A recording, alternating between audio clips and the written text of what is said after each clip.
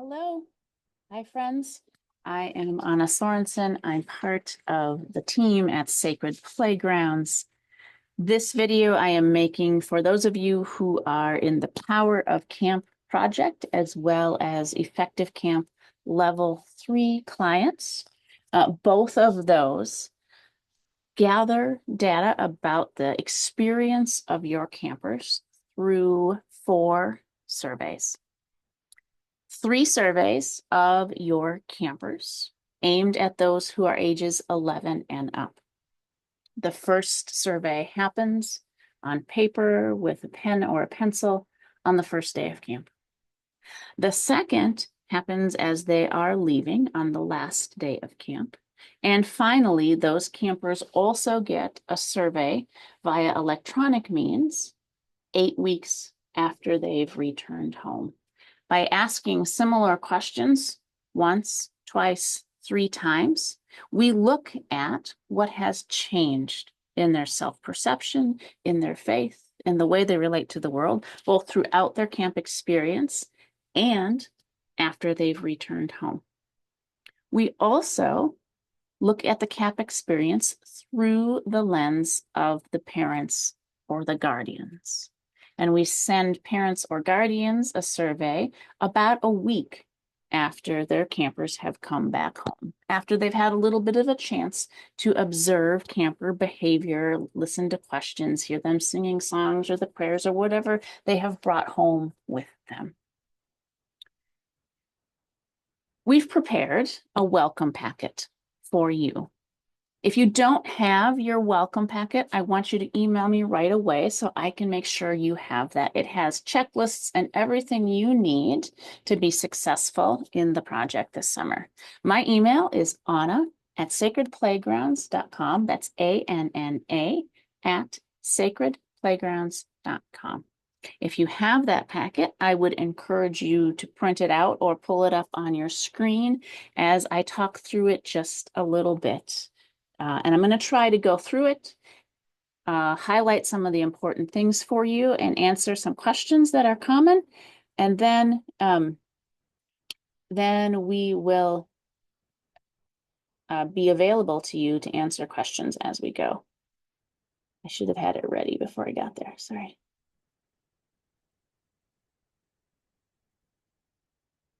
There it is. All right.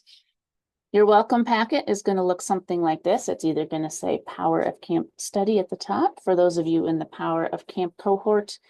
If you're in another cohort or you've contracted with us individually, it's going to say Effective Camp at the top. At the bottom of that first page, my contact information, as well as Kelsey Blynn's contact information.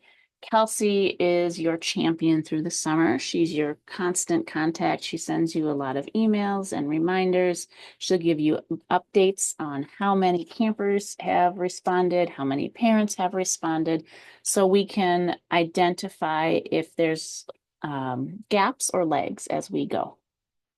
You're going to find a checklist on pages 2 and 3 of your welcome packet, and I just want to highlight a few things here.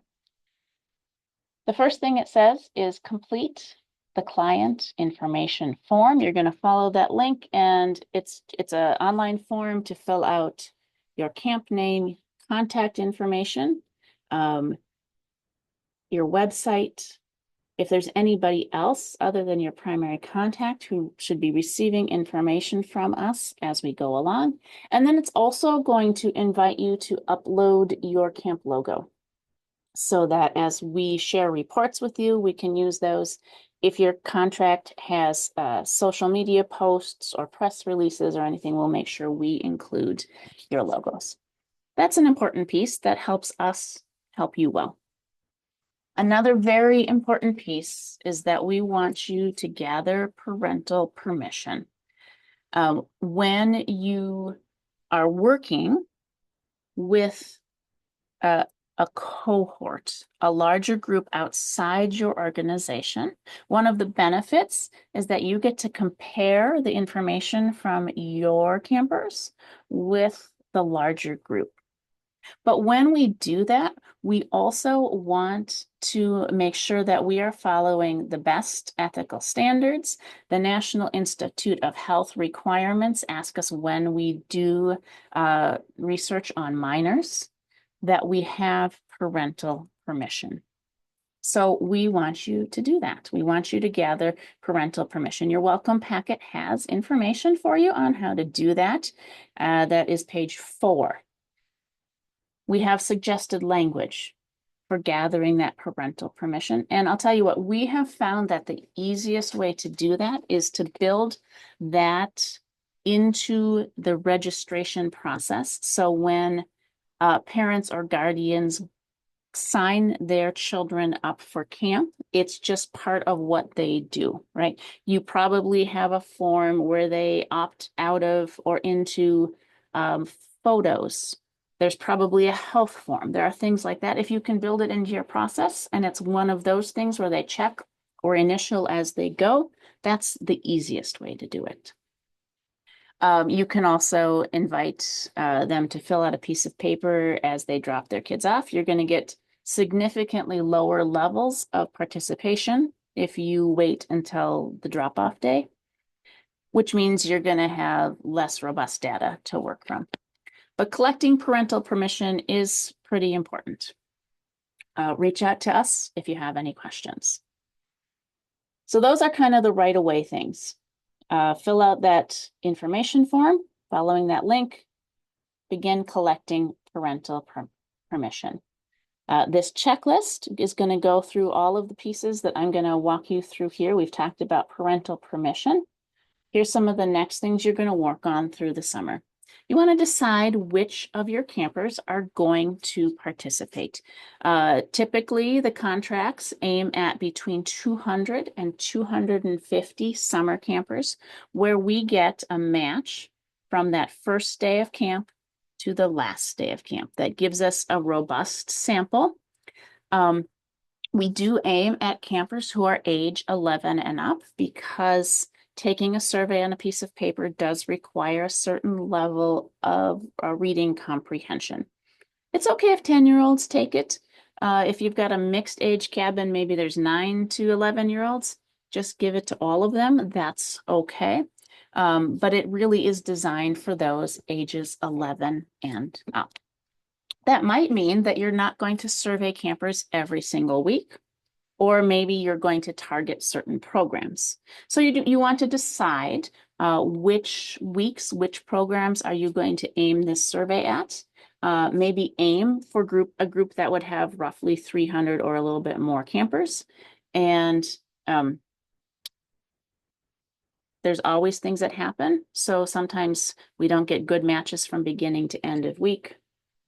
We're aiming for 200 to 250. We certainly advise that at least some of those be early in the summer because Kelsey will be keeping you up to date on how many we have. And so we can look for legs or gaps as we go along.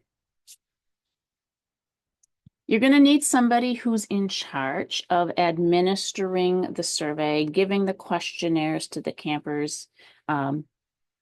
And so you're going to want to pick somebody who's pretty organized. That person should probably watch this training video and reach out to me or Kelsey if you have any questions. We will be offering a webinar in May or in early June, or maybe both, really digging into the details of how to administer that questionnaire to the campers. So we will dig into the nitty-gritty of that as the time gets closer. One thing we do want you to think about before the campers get on site is what is your process going to be? What's your procedure going to be for giving these surveys to campers? Ideally, that first day survey happens pretty soon after the campers arrive at a time that's calm and not pressured, but also that maybe the parents aren't looking over their shoulders. So if your situation, your context allows for that maybe to be a station at registration or at check-in, set up a table, and if they check in and you need to stop at the nurse and you need to stop at the canteen and you need to stop at the survey table. In some contexts, that doesn't work.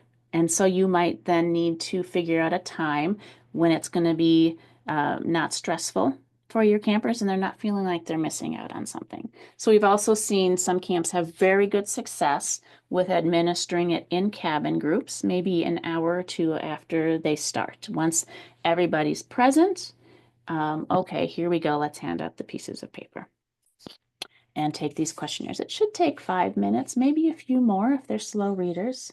What you don't want to do is hand them the questionnaire and then give them the alternate is something super fun and exciting. So take this questionnaire and then when you're done, go play that super fun game because they're going to rush and you're not going to get good information. And then we're not going to be able to say as much about what your camper's experience are. So keep it low key, keep it stress free, and remember that even if parents gave permission, campers can opt out. Like it's okay, no stress. They don't have to do it if they don't want to. So we're going to do that on the first day, and then we're going to do it again on the last day. Again, a lower stress situation, a calm place, some writing utensils. One thing we do want to make sure is that when you provide writing utensils for them to do this survey, we would prefer pens or pencils.